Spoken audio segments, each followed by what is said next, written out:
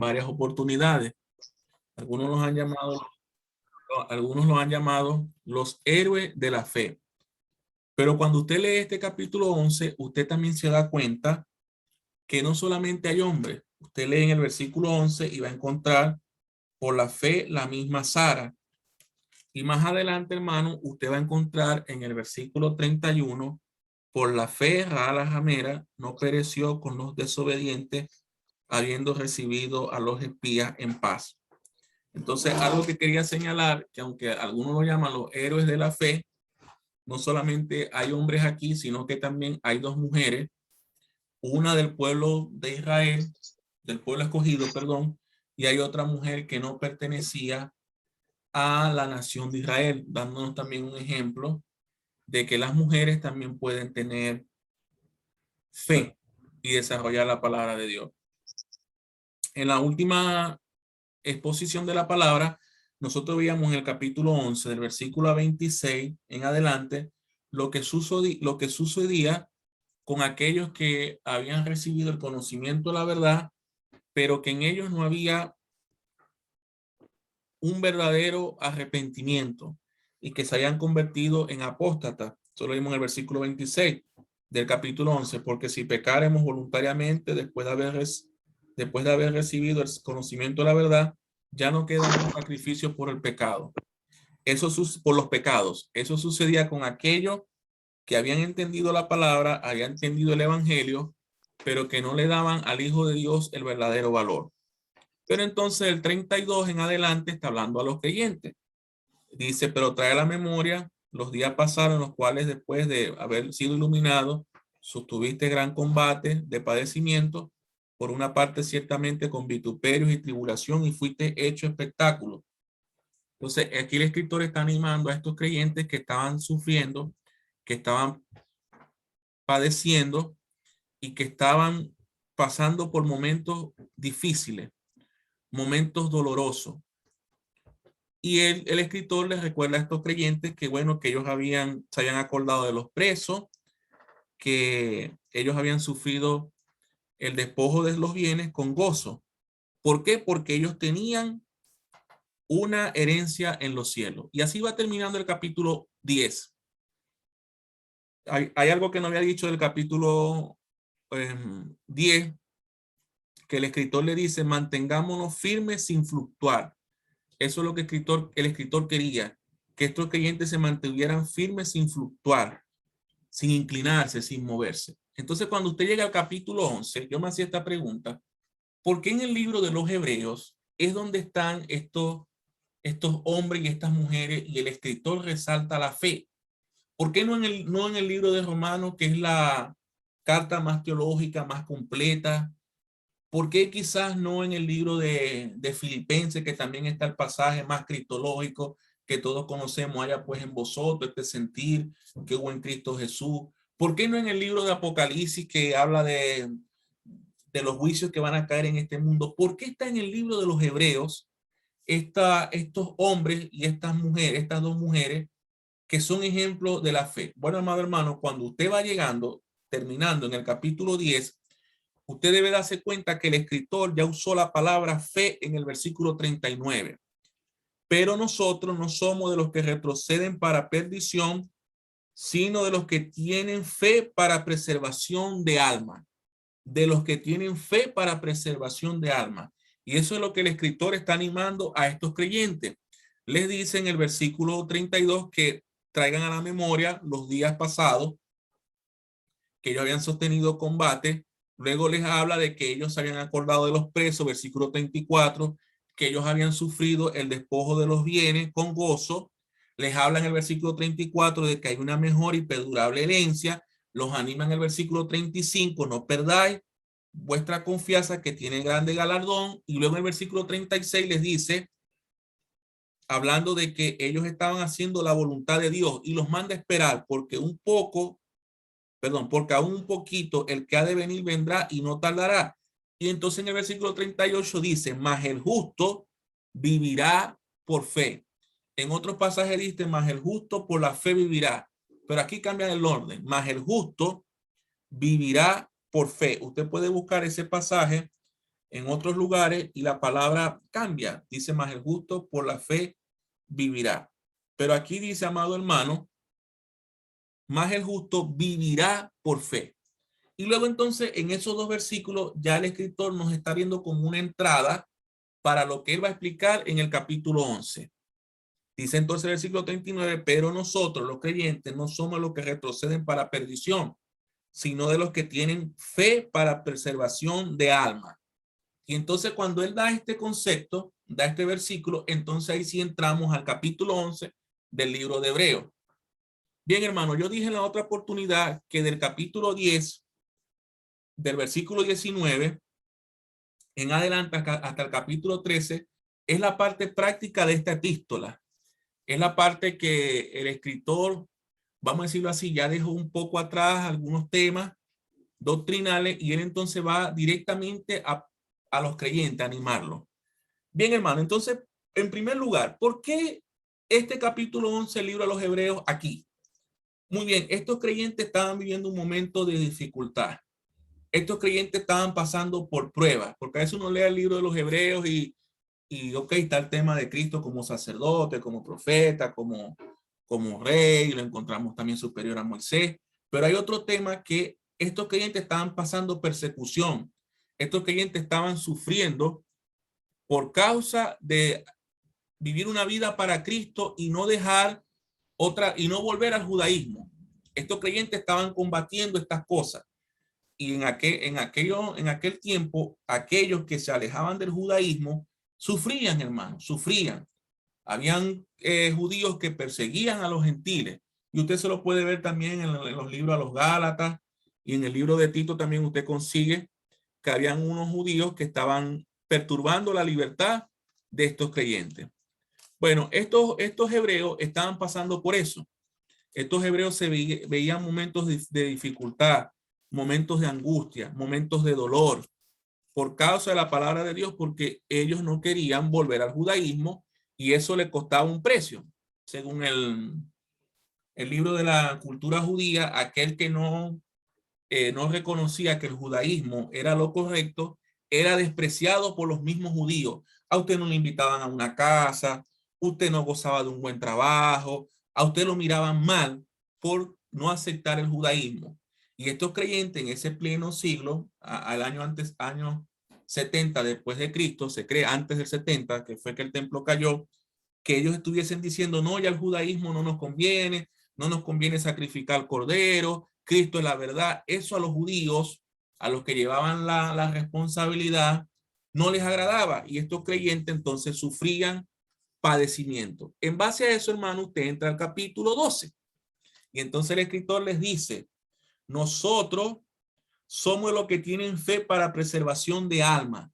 Tenemos fe. Y entonces el escritor va a explicar en el capítulo 11, es pues la fe, la certeza de lo que se espera, la convicción de lo que no se ve. Ahí ya él define la fe. ¿Qué es la fe? La certeza, la seguridad de algo. Esa es la fe que nosotros tenemos, hermano, una seguridad. Es pues la fe, certeza, seguridad. ¿Y la certeza de qué? De lo que se espera y la convicción de lo que no se ve. Eso es lo que, como el escritor está definiendo la fe. Es algo, después la fe, la certeza, la fe es seguridad de lo que se espera y la convicción de lo que no se ve. Cuando usted dice, yo tengo convicción de que estoy estudiando y en 5 años me voy a graduar. Usted tiene esa convicción. O tengo convicción de que estoy estudiando, estoy haciendo un trabajo y en tanto tiempo va a estar listo. Bueno, aquí el escritor a los hebreos está explicando la fe de esta manera sencilla. La fe es la seguridad, la certeza de lo que se espera y también es la convicción de lo que no se ve. Bien, amado hermano, cuando nosotros hablamos de esto, hay muchos ejemplos en la Biblia, muchos ejemplos de hombres y mujeres que tuvieron certeza, que tuvieron seguridad y que tenieron convicción de aquella convicción de lo que no se ve. Hay muchos hombres que podían ver cosas de manera espiritual, pero la veían creyendo al Señor. Uno de los casos que usted conoce, que todos conocemos, el de Abraham. Pero entonces el escritor dice, bueno, la fe es la certeza, la seguridad de lo que se espera, pero la fe también es la convicción de lo que no se ve. Nosotros quizás no somos muy llevados por lo que podemos ver, pero aquí el escritor está animado a los creyentes que es la convicción de lo que no se ve. Por ejemplo, nosotros humanamente, físicamente no vemos al Señor, pero tenemos esa convicción de que Él es nuestro Salvador, de que es nuestro Redentor, de que Él murió en la cruz del Calvario, que tenemos el Espíritu Santo de Dios en nuestras vidas. Y esa fe, hermano, tenemos esa seguridad por medio de la palabra que hemos creído en Cristo, que Él es nuestro Padre, que Él es nuestro Salvador y que Él es nuestro Redentor. Y esa fe que nosotros tenemos es la fe que nos mantiene día a día. Una cosa es la fe que nosotros efectuamos para la salvación. El día que nosotros creímos en Cristo, depositamos nuestra fe como Salvador personal. Pero luego, hermano, que nosotros creímos y lo aceptamos, es la fe práctica que nosotros como creyentes vivimos, que es el caso de Santiago. Pero aquí, hermano, la fe es eso, la seguridad, la convicción de lo que nosotros tenemos. Esa convicción, hermano, y esa certeza que el escritor está hablando aquí, llega entonces al versículo 2, porque por ella alcanzaron buen testimonio los antiguos. Por esa fe, hermano, por esa convicción, los antiguos alcanzaron buen testimonio. Los antiguos, perdón, alcanzaron buen testimonio. Y luego el escritor, hermano, luego que explica que la fe es la certeza, que es la seguridad, y luego que el escritor explica que la fe es la convicción, pasa al versículo 3 y añade algo más importante. Dice, por la fe entendemos haber sido constituido el mundo por la palabra de Dios, de modo que lo que se ve fue hecho de lo que no se veía. Fíjense cómo aquí el escritor ya está ampliando su concepto. Y va a hablar, hermano, nada más y nada menos que a Génesis capítulo 1. En el principio creó Dios los cielos y la tierra estaba desordenada y vacía. Y aquí el escritor está diciendo que por la fe entendemos haber sido constituido el universo por la palabra de Dios. Bien, amado hermano, cuando yo leía esto, indudablemente uno va a las teorías de Charles Darwin, uno va a las teorías de otros grandes hombres que han hablado del origen del universo, la teoría del Big Bang. Uno puede leer tantos artículos importantes, pero me llamó la atención algo que leí hace mucho tiempo. El libro de Génesis no es un libro que le explica a usted cómo Dios creó al mundo. Repito, el libro de Génesis no es un libro que le explica a usted cómo Dios creó el mundo, no. El libro de Génesis le dice a usted que Dios es el creador del mundo y así nosotros lo entendemos. Entonces el escritor dice aquí, por la fe entendemos haber sido constituido el universo por la palabra de Dios. Y me llamó la atención esto, hermano, que el mundo fue constituido, el universo fue constituido por la palabra de Dios. Usted cuando lee Romano dice las cosas invisibles de él, su eterno poder, se hacen claramente visibles por las cosas que nosotros podemos ver. Bien, amado hermano, nosotros cuando contemplamos la naturaleza, no sé si usted le ha pasado, cuando contemplamos los cielos, cuando vemos todo lo que el Señor creó, llegamos a la conclusión de que Él es nuestro Padre y que solamente Él lo pudo hacer y que nada, todo lo que nosotros vemos, hermano, es obra del Señor. Y entonces el escritor, hermano, va presentando estas cosas. En primer lugar, versículo 1 define qué es la fe, la certeza, que es la seguridad, y luego dice de lo que se espera, y luego es la convicción de lo que no se ve. Esa es la fe, hermano, de algo que nosotros no vemos. Ahora, no es que nuestra fe es ciega, no, porque nuestra fe está basada en una persona y está basada en este santo libro. Tenemos una fe sólida en la persona de Cristo, nuestro Salvador. Pero luego dice, por la fe entendemos haber sido constituido el universo. Por la palabra de Dios. Amado hermano, el universo fue constituido por la palabra de Dios. Su palabra, su poder, y nosotros creemos eso. Estamos seguros, lo defendemos, enseñamos que Dios creó el mundo por su palabra. Pero a veces, amado hermano, cuando llegamos en los momentos de dificultad, viene en nosotros como duda. Viene en nosotros como a veces la inseguridad. Y puede ser que dudemos o perdamos la fe en ese momento. Bueno, aquí el escritor le dice, por la fe entendemos haber sido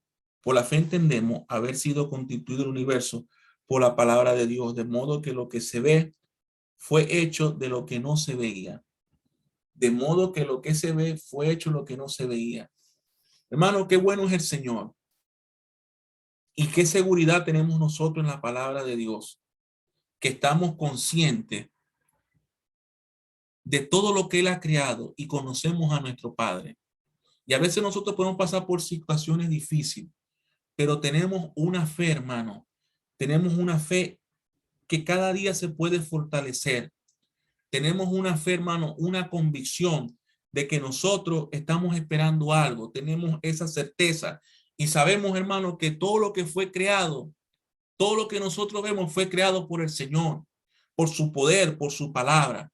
Usted puede repasar todo el libro de Génesis cuando él dijo, sea la luz, y ustedes conocen muy bien el libro de Génesis, todo lo que el Señor creó. Pero entonces el escritor le da, del versículo 1 al versículo 3, él le da la definición de la fe.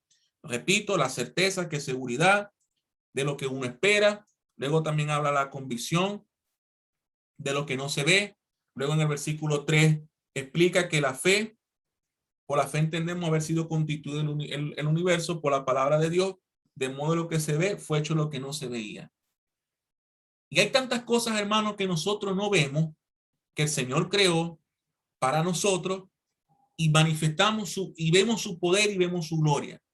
Esto es lo que el escritor de los Hebreos está iniciando este tema. Pero cuando llega al capítulo 4, al versículo 4, ya él va a tomar un personaje. Él va a tomar un personaje y va a hablar de Abel. Y dice, por la fe Abel ofreció a Dios más excelente sacrificio que Caín, por lo cual alcanzó testimonio de que era justo, dando a Dios testimonio de sus ofrendas, y muerto aún hablaba por ella.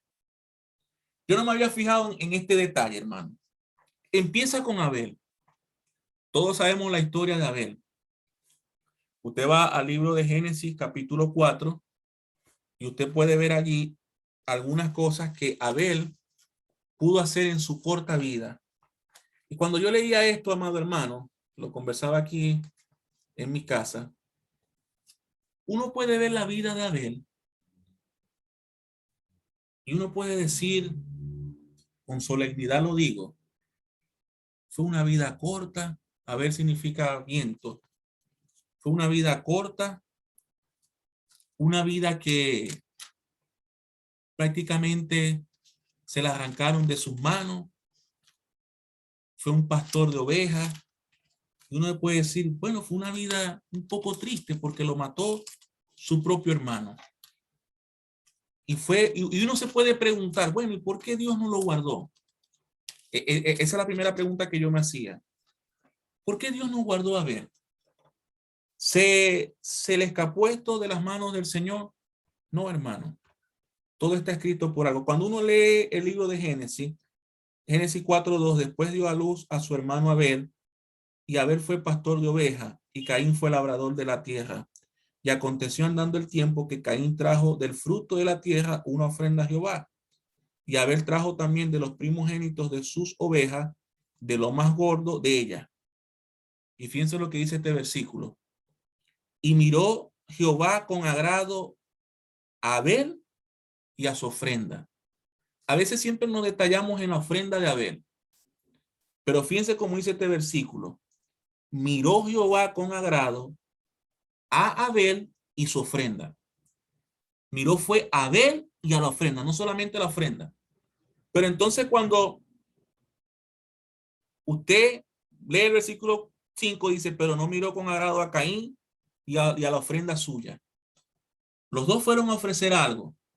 Ciertamente Dios veía la ofrenda, pero también veía a las personas. Y quizás a veces destacamos solamente la ofrenda, pero aquí Dios vio a los dos. Dios observó a los dos que traían una ofrenda. ¿Y qué fue lo que sucedió? Pero no miró con agrado a Caín y la ofrenda suya, y se ensañó Caín en gran manera y decayó su semblante. Entonces Jehová dijo a Caín, ¿por qué te has ensañado y por qué has decaído tu semblante?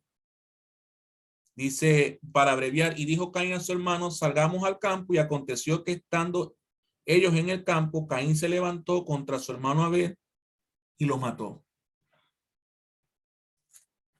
Y lo mató. Algunos opinan que obviamente es el primer homicidio en la Biblia.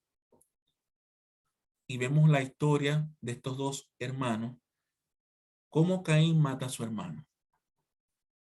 Nació la envidia en él. Ahora, ¿no le llama a usted la atención que el primer ejemplo que el escritor a los hebreos coloca aquí en el capítulo 12 es Abel? Usted dirá, sí, hermano, porque cronológicamente es Génesis 4, pero Abel pudo pasar por alto y el Espíritu Santo pudo haber colocado primero Abraham, que es el que todos lo conocemos como el padre de la fe. Bien, hermano, de este versículo se desprenden muchas enseñanzas. En primer lugar, por la fe Abel ofreció a Dios más excelente sacrificio que Caín. Abel ofreció más excelente sacrificio. Él ofreció de lo más gordo de sus corderos. Él ofreció algo que le agradaba al Señor. Y no solamente el sacrificio, sino que Dios miró con agrado su ofrenda y miró con agrado a Abel, lo que él hacía. Hay otra cosa que me llamó la atención. Segunda característica.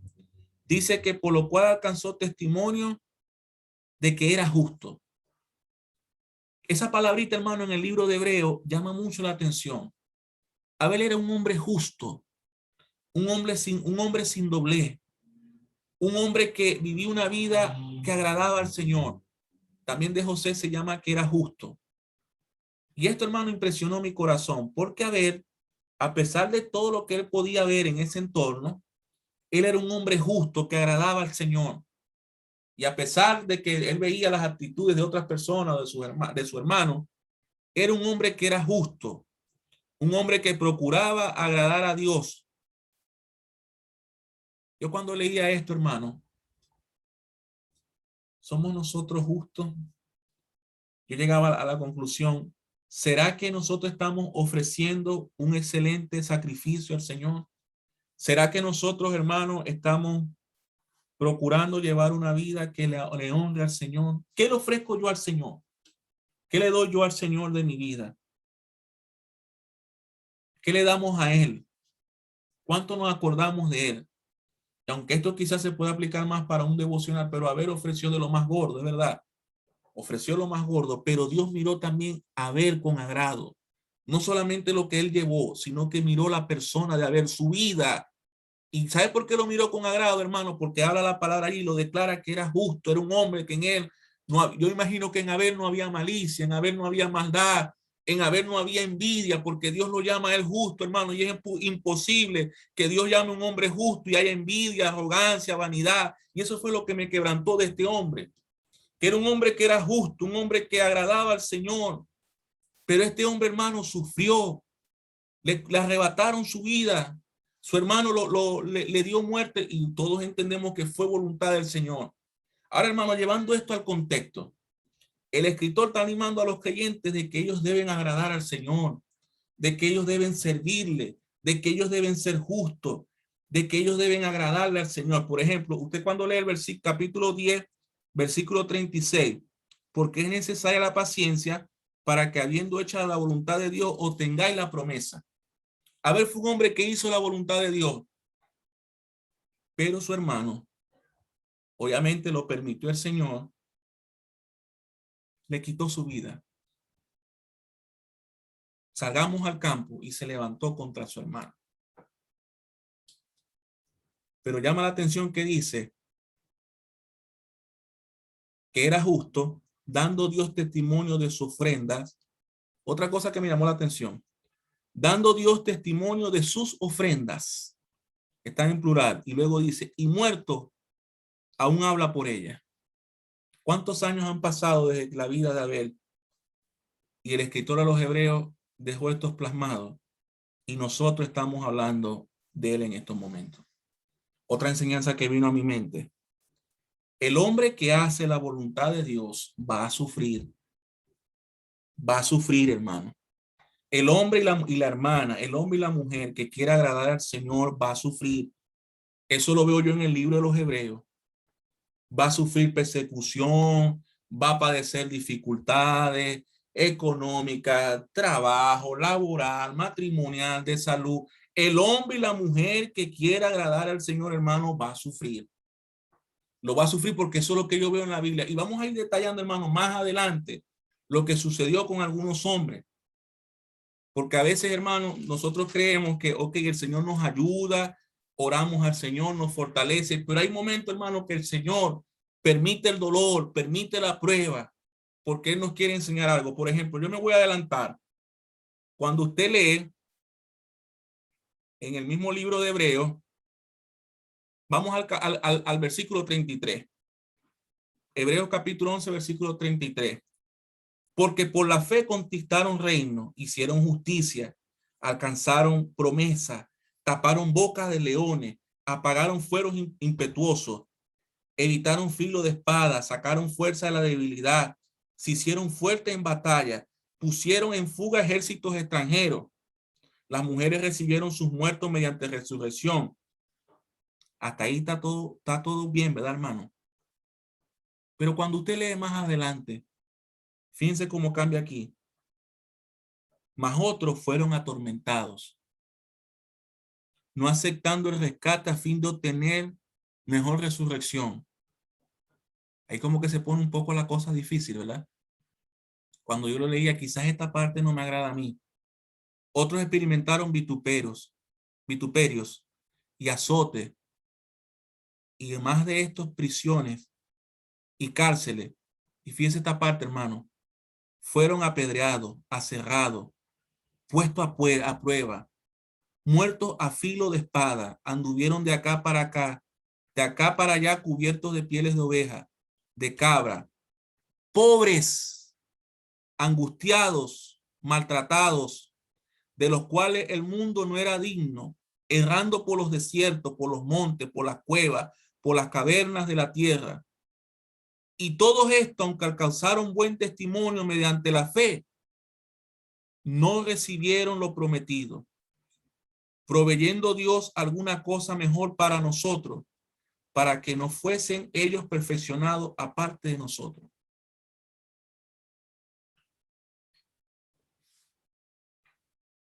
Yo cuando leí esto, hermano, mi corazón se estremecía.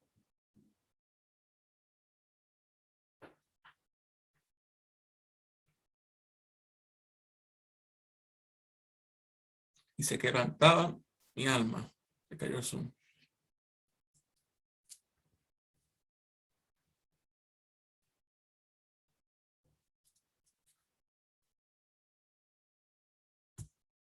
Se cayó el Zoom.